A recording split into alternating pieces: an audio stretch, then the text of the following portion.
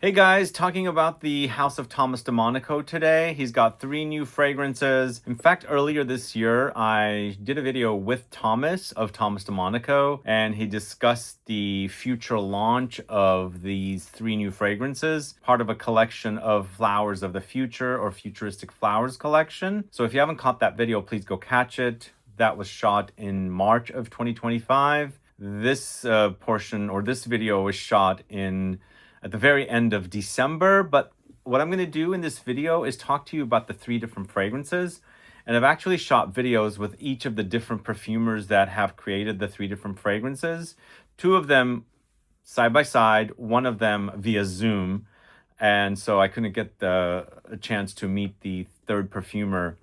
But I'm going to tell you about the fragrances, cut through the perfumer talking about the fragrance that they created with me, and then come back and then talk about the next fragrance, and then so on and so on. So let me know your thoughts if you've already sampled these 3 new Thomas de Monaco fragrances. Fleur Danger is the first one, or Fleur Danger. We've got Jade Amour is the second one, or Jade Amour. And then Neo Eden is the third fragrance. So we're going to talk about all 3 of these fragrances. Let me know if you've gotten your nose on these 3 fragrances. What are your favorite Thomas de Monaco fragrances? Let me know. Add comments below. Let's get started with the first fragrance, which is Fleur Danger. This is created by Ugo Charron. He is with Man, the perfume house of Man. I actually met him probably 3 years ago, 4 years ago at the World Perfumery Congress. And then I bumped into him at Petit Fragranza earlier this year and knew that he was creating this fragrance called Fleur Danger for Thomas de Monaco. So this fragrance features notes of steel, pink pepper, rum, saffron, raspberry, suederol, orchinox, and gurgeon balsam. So to me, it comes off very aldehydic.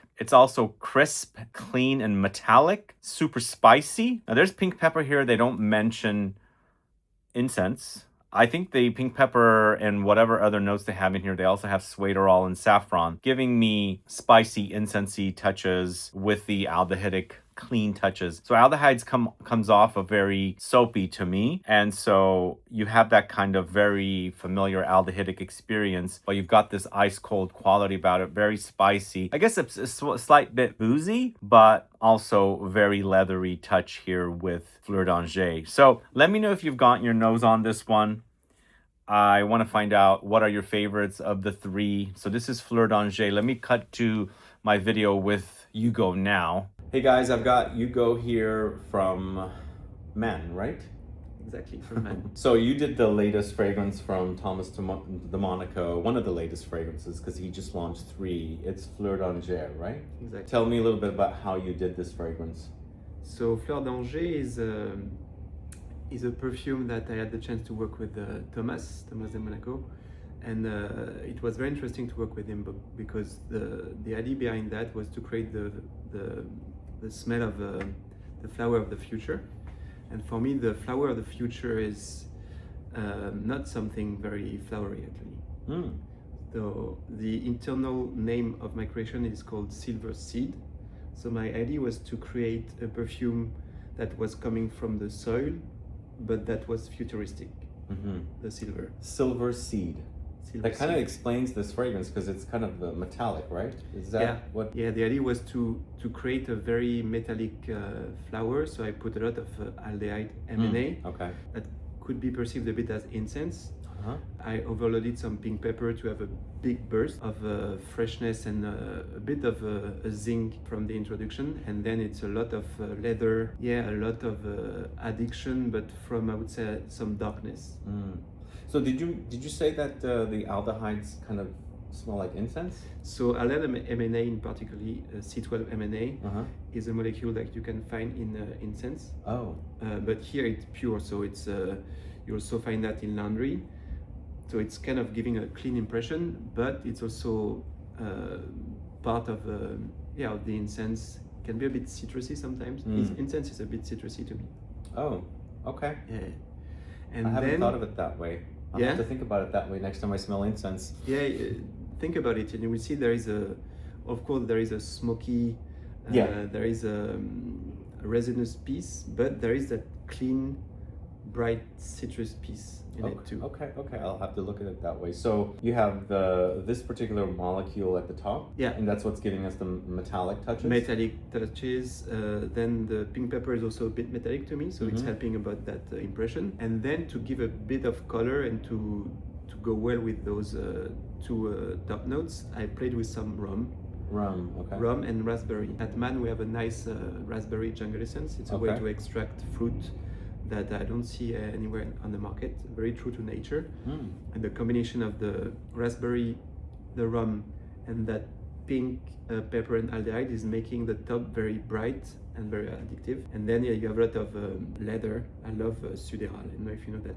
Suederal? Suderal. It's a I've very. heard of it. Yeah, Is it synthetic? yeah, it's a synthetic molecule, but it has a nice texture of the very dark leather that I paired with cypriol, kind of a wood facet but more light, and also some gorgeum. Gurjum balsam? Gorgeum balsam. Yeah. What is gurjum balsam? I've heard it so much. It's like a balsamic note? It's like it's a woody, for me it's like it's more woody than balsamic. Mm. It's not a cedar, it's more balsamic, but it has some wood inflections. Okay. But it's a nice way to also play with wood because wood can be very expensive. Yeah. And gorgeum can give those inflections, especially paired with cypriol. Mm. It's So it's this perfume trickery. trickery. Trickery, like tricking us with notes to smell like Yeah, certain things? exactly. Yeah.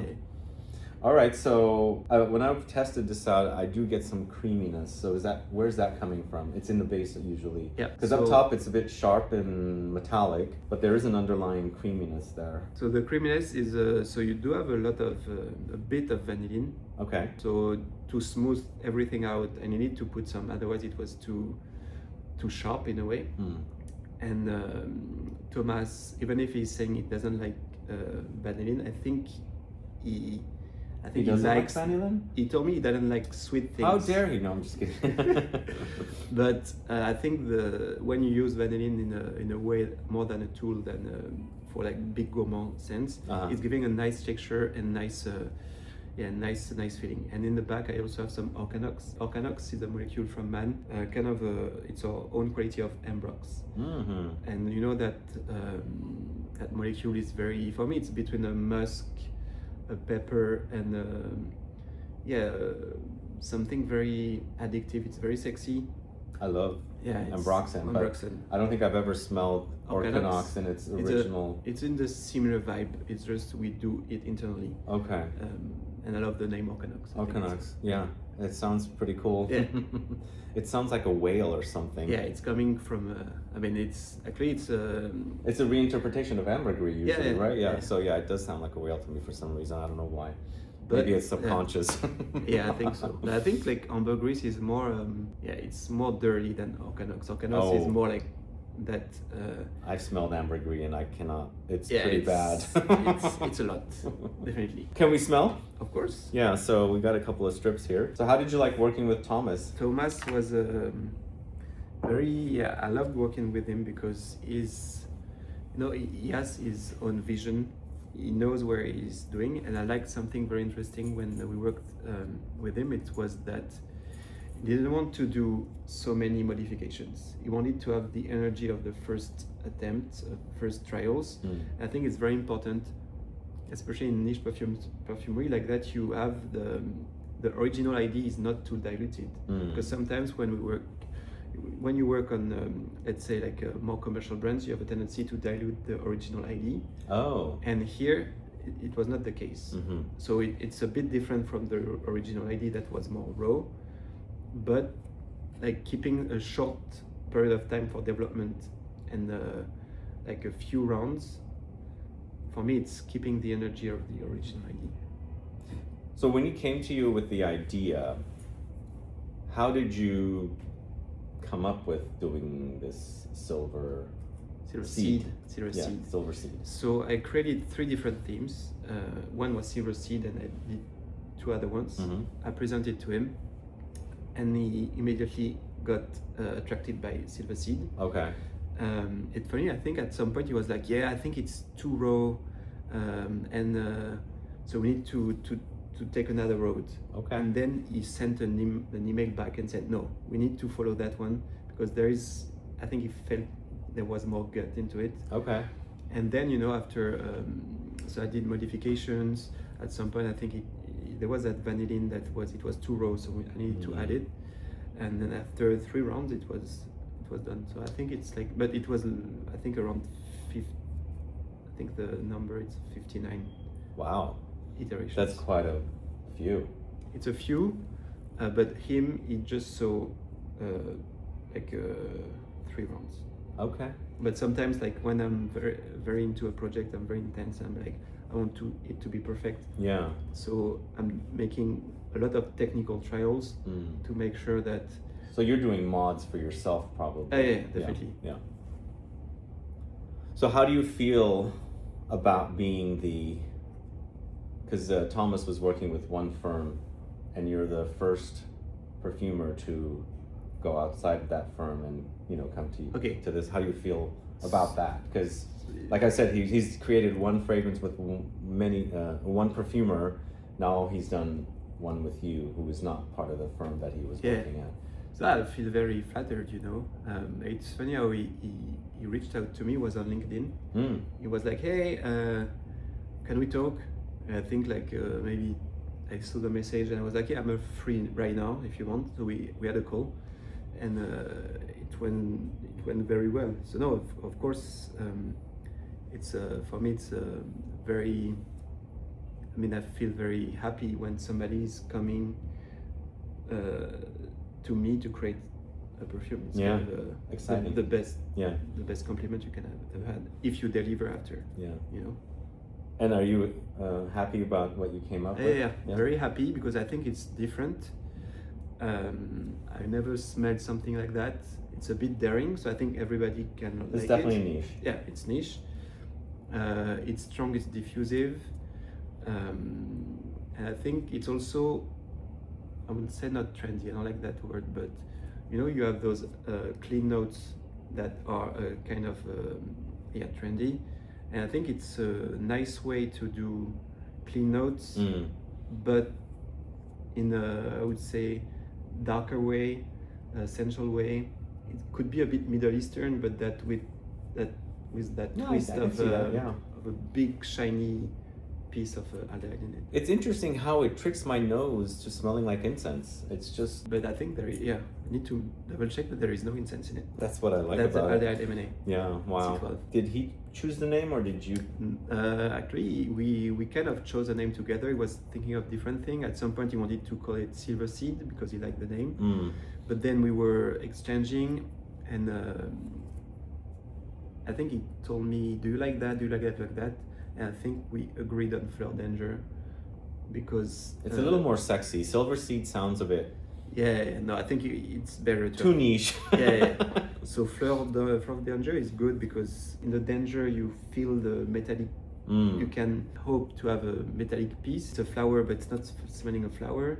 It's also a play on words with a Fleur d'Oranger, I think. Yeah, that's what I thought it was originally. Yeah, but it's not. It's not. There's no Fleur d'Oranger in here. No, it's wonderful. So I think it came out with a great name.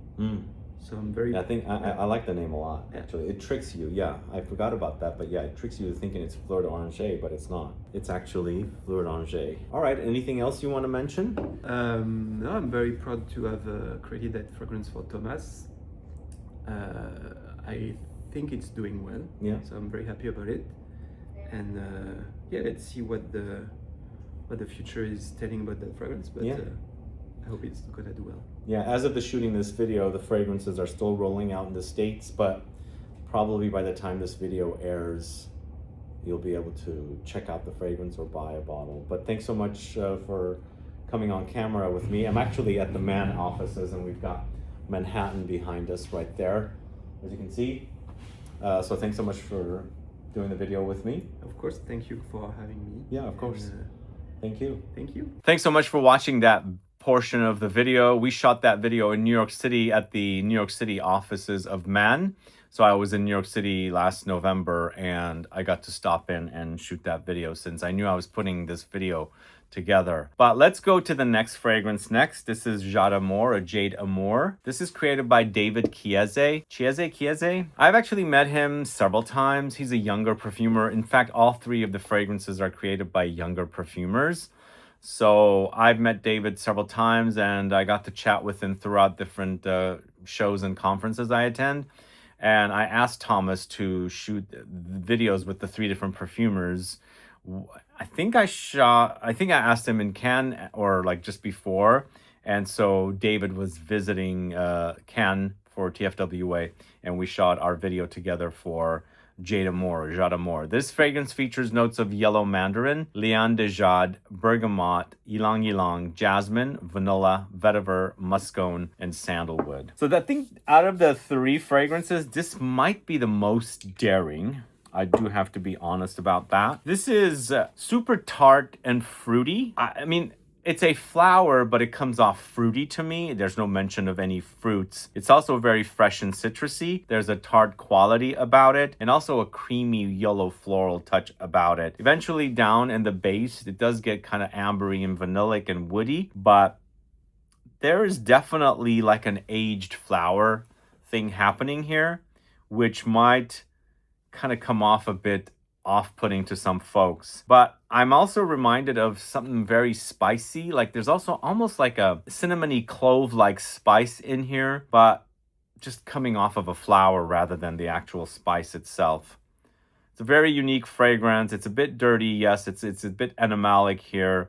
And I think for me, this one is the actual fragrance out of the bunch that reminds me of a flower, whereas the other ones are inspirations without the actual flowers themselves, if that makes sense to you guys. Because this one, Jade Amour, features actual flowers that you can actually smell, because I smell really major flowers here with Jade Amour. So now let's cut to my conversation with David, which I shot in Cannes with a beautiful view in the background. Hey guys, I'm back with another video for you today. I have a perfumer with me who just created one of the latest Thomas de Monaco fragrances. How do you say it? Jade Amour. Jade Amour. Jade Amour. So that's how I say it in English, obviously. But he's got the great French accent there. But this is the latest, one of the three latest fragrances from Thomas de Monaco, and you created it. Yep. Can you tell me a little bit about how the process came about with creating this fragrance? Let me ask you this. Did Thomas come to you and say, I've got three different directions, which one would you like? Or did he say, you do this one and this other perfumer does this and that one does that? Is that how it was? He came with this concept of creating three new type of flower scents. Okay. And he wanted it futuristic, and he kind of let us do what we wanted, or propose the idea we had in mind. Okay. So it's a fragrance that the theme is futuristic flowers. Yes. So what makes this fragrance a futuristic floral fragrance? Well, it's futuristic in the sense that it's a flower that doesn't smell anything. Okay. It's called liane de jade, and it grows around the equator. What is it called? Liane de jade. Liane de jade. And it's just wonderful, like really big grapes of flowers. Okay. And the shape is like a flow called griffe de jade also, as well. Okay. And I've never seen or heard about this flower. turquoise colors, really bright, with thick petals, but it doesn't smell anything. So I wanted to create a scent or an accord that for me represent this flower. The colors, the thickness of the petals, and the richness of the huge size it has. And so that's how I came to this fragrance. So what do we have for notes in this fragrance? Like what are the notes what's the notes breakdown? There's this liane de jade accord, which is the really main component in there. But it's composed of many ingredients.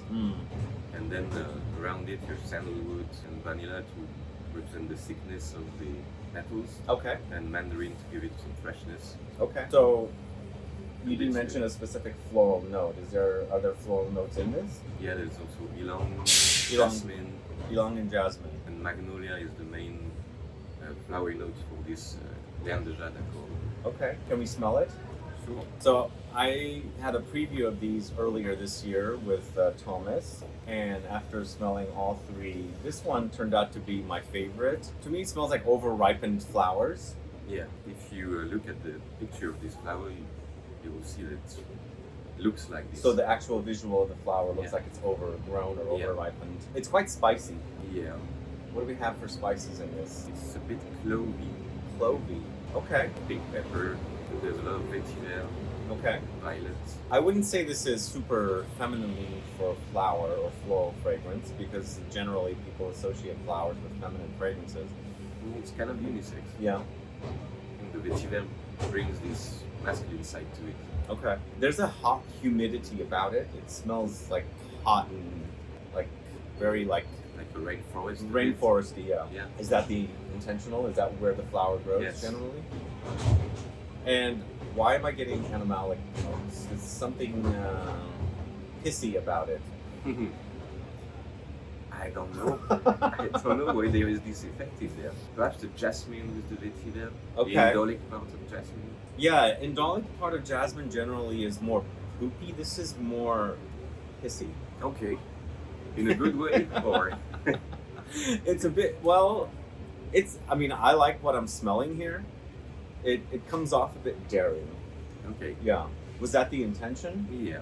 Okay. Is that Thomas's intention or was that you? More mine. Okay. I think the flower is so huge, Okay. so daring. So this is the flower's personality captured in That's what I wanted to fragrance represent. form. Okay. Had you worked with Thomas before? Nope, it's the first time. And what other fragrances, I mean, if we want to look up your name, what have you created that we might have heard about? There's an Electimus, which came out this year, and Oh, which one? Astrum Nova, Okay, I haven't got my nose on that one. big mango in the top, Okay. and the Swiss Arabian, Soul Valley, Oh, okay. Cities collection, which came out this year as well. So the company that you work for is called what? Luzi, Lutzi. So it's in Switzerland. it's in Switzerland. It's a family-owned company. 100 years. I think this year is 100 years? Yeah. Wow. Okay. And Thomas had worked with another Yeah. perfumer from your company Yes. for everything else prior to the three new fragrances. Yeah, the gold line was made by one perfumer from Luzi. Okay. Then in the part of the three new fragrances, there's a second one by another Lutzi perfumer. Yes. And can you tell me a little bit about him? Augustin. Okay. He's finishing his schooling this year, Okay. so he's gonna be. So he's brand young, new. Yeah, junior perfumer from Okay. this year on, Okay. And where did you get your training from? from Mount Paxton, Oh, okay. and a bit back from the Chauffeurs. Oh, wow. So how long have you worked for Lutzi? It's 5 or 6 years now. Okay. All right. What do you look forward to doing in the future? Are there any projects that you're working on that you're very excited about? For the moment. This one? Yeah, this one. Yeah. So this is Jade Amour. I'm going to do my best to pronounce it in French. So it's just making its way out. It's two other fragrances in a trio of fragrances with the theme of futuristic flowers. Correct? Correct. And was this a great experience for you? You want to do more? Yeah, because he let us really express ourselves freely, and I think as a perfumer, It's a great thing. it's a great thing. Okay. How many moths did you guys make? Is that something you can share with us? Oh yeah, but I don't have the exact number. Huh? Around 10, 20. Okay. Wasn't that? It wasn't that quite an many. easy process. Okay. Yeah, because I've worked on my own fragrance creation for a brand, and we did about 100 mods. So Yeah. this is quite a few compared to what we did. All right. Well, thank you so much for doing this video with me. This is David Chieze of Lutzi. He's a perfumer for the latest Thomas de Monaco fragrance called Jade Amour. I'm hoping to get the other two perfumers on camera as well, but unfortunately they're not here. So I think we'll have to do it in a Zoom format or something, but appreciate you coming by. I've seen you around all over with, every time I go to one of these shows, you're there with your company, so finally I get to talk to you. Thank you. So what did you think about Jade Amour discussed with David Chieze? let me know, add a comment below. And the third and final fragrance is Neo Eden. This is the fragrance that I spoke to Augustin from the same firm that David works at. And we spoke via Zoom as I wasn't able to connect or meet him. Although he reminded me that we met at some event briefly, so I couldn't remember. But Neo Eden features notes of rhubarb, frozen peach, magnolia, mimosa, cashmeran, vetiver, nympheol, sclarine, and cream. So even though this one does feature flowers, to me it comes off more fruity, and it also comes off a little bit cannabis-like. And I've read in various places that rhubarb and cannabis kind of have somewhat similarities, or they, I don't know, whatever perfume tricks that perfumers do, I get kind of a green bitterness here, reminding me of cannabis, which is what I'm experiencing. But this is quite fruity and also floral. But there is definitely a muskiness under there for sure. There's woods and there's a slight creaminess in there as well. So let's cut to my conversation with Augustin about Neo Eden. I've got Augustin. Is that how you say your name, Augustin? Augustin, yeah. Augustin, yeah, the French way. But Wait, but Augustin is are also you good. French or Swiss? No, French. French. Okay, so but you work for a Swiss For company. Lucy, yeah, Swiss company. Yes. So how long have you been working there? Because it's there's a lot of perfumers there, and I never met you there. I mean, several Yeah, times I've met a you lot of never their met me perfumers. because, yeah, I'm basically I'm there since 2.5 years, but I started my training there. So that's why at the beginning I was learning for these 2.5 years, and before I used to work from Drôme and Givaudan. Okay. But I was working more as a perfume analyst. Mm. And after this 5-6 years, I could have this opportunity at Lucy for this perfumery training at the perfumery school. Oh, cool. And that's why actually when I met also with Thomas, I was still a student, I can say. I know it's quite fresh because it's only since October, so it's 2 months. So is this Neo Eden by Thomas de Monaco your first big release? Not even bigger. It's the first. So First creation. fragrance. Yeah, first fragrance I had really created for the market. Wow. And it was quite an honor because I could see Thomas coming at the office because at the moment he was working on the previous line with Maurus Bachmann, and so he was coming often at the office and working also with David. And at one point, Jeanne Michel, the FDM in charge, she came to me and saying, "Listen, Augustin, Thomas would like to maybe work with you, because he's looking for a young perfumer." And then me as a student, I was like, I went a bit crazy. I was very interested for this opportunity. And later I could meet Thomas. Mm-hmm. But the first time we really met Thomas, it was to discuss the fragrance. So I had to, of course, come up with some ideas. Yeah. He told me before, he sent me before a quick brief, so about this Flowers the Future. Yeah, so how did you react to the Futuristic Flowers idea brief?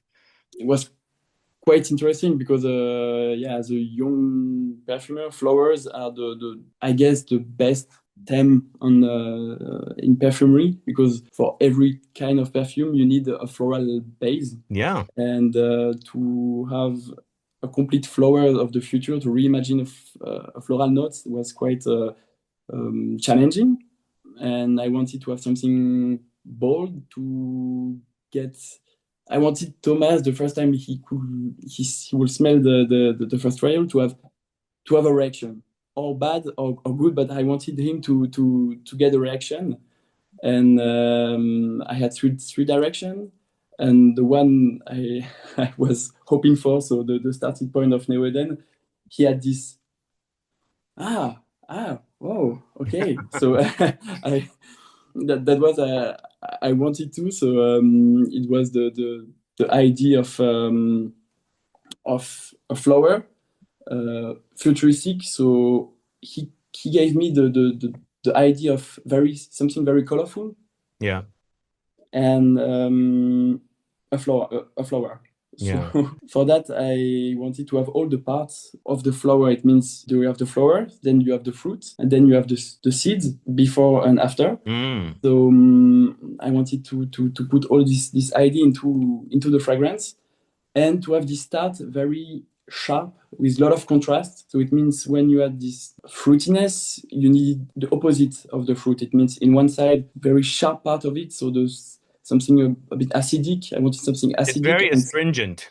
Mm-hmm. Yeah. Exactly. Something we can say even astringent, but opposed to something very juicy. It's very juicy. You're right. Yeah. Very juicy as well. So let me ask you, you came up with 3 different directions. Mm-hmm. And so was this direction 1, 2, or 3? How did that work? The two first one, I won't spend too much time on it. I guess it was more to show something. And the last one, as I told you, it was my really idea of this futuristic flower. Yeah. So I could tell you more. I have a the Neoden also here. Yeah. So after you came up with this this idea, how many more mods did you have to create to come up with a final fragrance? So he wanted to let us create and to exchange not more than 3 times. He said so. First time we met, it was more floral and green, because it has this very greenish part also. So I was going to ask you, the greenish part reminds me of cannabis. Is that what I'm supposed to get? It's kind of bitter and almost like eucalyptus, maybe mint, and so it's like maybe even vetiver. Yeah, you have this idea of something psychedelic also, and it that comes more between a mix of the fruitiness of the rhubarb, and as you said also, there is some pine notes also. Oh, pine, which gives some freshness, and this mix of aromatic green and fruity can give this cannabis. Mm-hmm. At the beginning, I had so the fruitiness I thought about, and then about the florality, I wanted to have something a bit old school with a muguet note, but reinvented with a nymphéal, which is a new molecule, very powerful, very long lasting, and with this molecule was made more for fabric softener and laundry. Did you say nymphéal? Yeah, nymphéal. And what does this smell like? It's like a lily of the valley note. Oh, okay. But which is more technical, but no, I guess there is no border anymore. Mm-hmm. And I wanted to use this to make this the lily of the valley. So this is very classical lily of the valley, and to push it more as to bring the fragrance to a modernity. Okay, it's quite green. Is that where we're getting the greenness? Exactly. Yeah. From definitely. The nymphéal. Yeah. It's softened also by the mimosa. The mimosa. Well, that's what I was gonna say. Do you have mimosa? Because it's kind of got an almondy touch to it. It's the mimosa. It's soft. It's powdery. It's almondy also, but the mimosa has also a green facet. So that's why it plays. It makes the link between all the senses. Yeah. I was gonna say it's either mimosa, because I haven't looked up the notes. It's either mimosa or maybe linden blossom. Both of them have a slight almondy but very powdery touch to them. So exactly. So you're saying it's mimosa? Yeah, it makes sense. Which gives also this comfort, this more comfortable notes. Yeah. And coziness.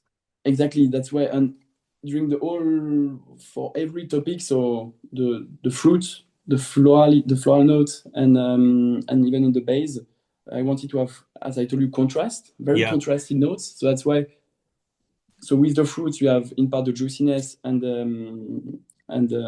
this acidic facets. In the florality, this soft almondy, as you say, of the mimosa against this greenish of the part of the nymphéal. Mm-hmm. And the whole fragrance, that was an idea of Thomas, had to be to rest, to lay on a cloud. He wanted this idea of a cloud.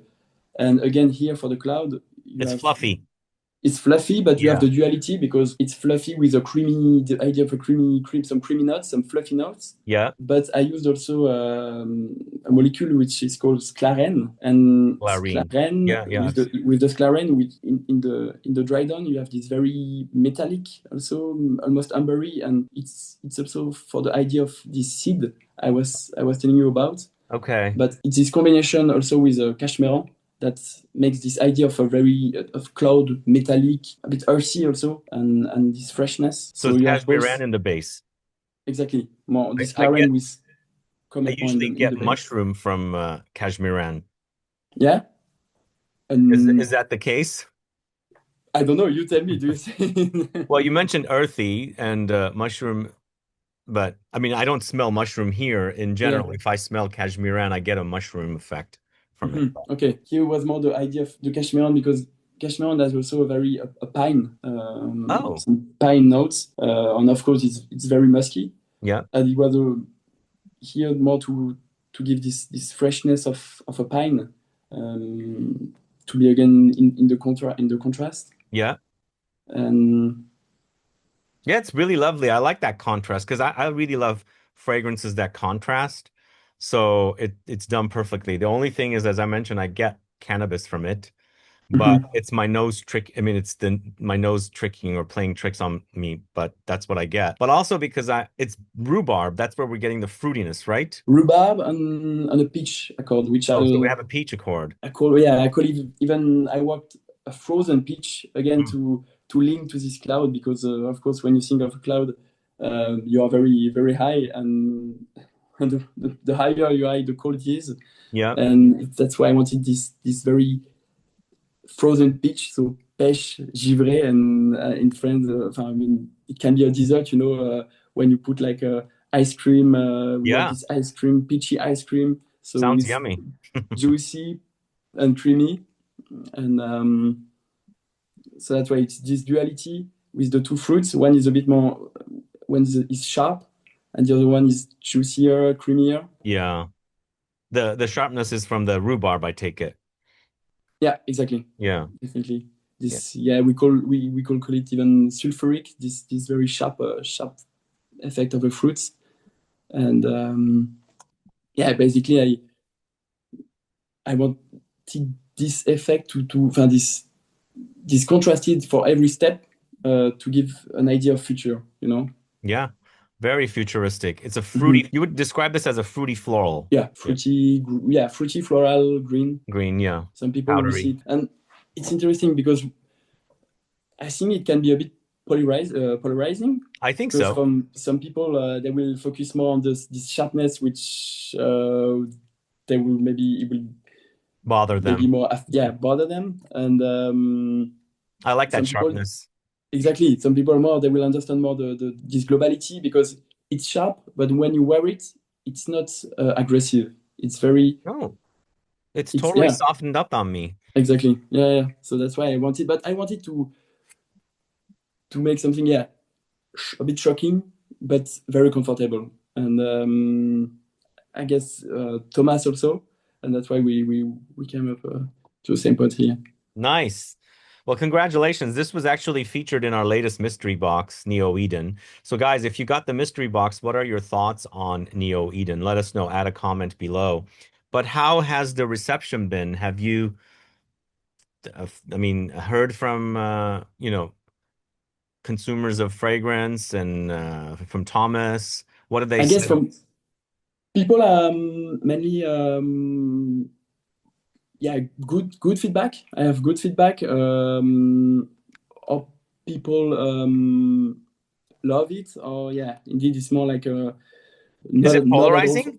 Yeah, I guess so, but in my head that's better because I want to. I guess the perfume is. I like the perfume to create an addiction, Hmm. and if people love it or hate it, then it's even better because you can People catch talk about the it. yeah. You just don't want to to to be like the to do like the like everywhere. You want to be a bit out of the box and That's great. yeah. Yeah. So what's next after this for you? You have some big projects in the works? Future will tell me, yeah, at the moment, for me, it's only the beginning. So I have to say I take my time, but some projects are coming, and hopefully you will have the chance to discover them very soon. Yeah. But yeah. And you've got a great start here with Neo Eden by Thomas DeMonaco. Thank you. Thanks so much for doing this video. Thank you very much for having me, for talking about the fragrance. It's a great pleasure. Yeah, and good luck. Talk to you soon also for the coming perfumes. Yeah, absolutely. Good luck with everything in the future. Thanks. Yeah, you're welcome. Thank you so much. So thanks so much for watching that portion of the video. Now that you've watched all 3 of the videos and my thoughts, which of the 3 new Thomas DeMonaco fragrances sounds the best to you? Let me know. Is it Fleur Danger? Is it Jade Amour? Or is it Neo Eden? So as I was saying, I think the most floral is Jade Amour. At least to me it is, but it's also very fruity. And so it's more floral and fruity together. And then here with Neo Eden, it's more fruity and then floral. And for me, the least floral is Fleur Danger. It's totally clean, crisp, metallic, smoky, aldehydic. So 3 different fragrances. And the concept is Futuristic Flowers. Let me know if you've got your noses on these 3 new fragrances from Thomas DeMonaco. And after watching this video, which one sounds the best to you? Which one do you want to get your nose on first? Let me know. Add a comment below. I've got the fragrances linked at ZGO Perfumery. You can go there and check them out. I have them linked directly. And as you're watching the video, the products do pop up. And they're also on the side. If you're on mobile, you can just click the products on the side here. I think it's usually on the left side. There should be a small little products tab, and you can click that and discover the 3 different fragrances. But let me know your thoughts on these new Thomas DeMonaco fragrances. Which one sounds the best to you? Which one you've gotten your nose on? Also, let me know which of the previous fragrances that were launched under the brand Thomas DeMonaco are your favorites. Do let me know that as well. Do add a comment. But thanks so much for watching today's video. If you have any questions or comments, do list below. Please like the video and share it. Don't forget to subscribe to the channel also and click that bell icon so you can make sure to see the notification for the future videos. See you guys later. Bye-bye.